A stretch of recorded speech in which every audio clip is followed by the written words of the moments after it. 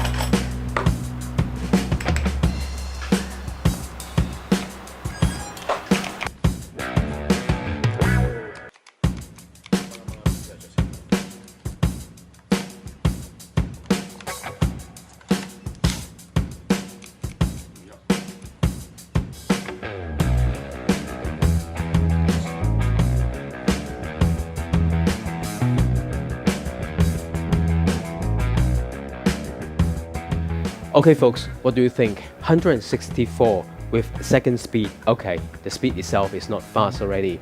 And 164, the battery die and just die. Come on, this is HILTI, the top brand, the top model. The price, I don't care. You can charge as much as you want, as long as people buy and get what they want. But compared to Devon, Vox, these two perform just like amazingly good. And HILTI, this one, it just, maybe I'm just expecting too much, but come on, people pay good dollar for excellent performance.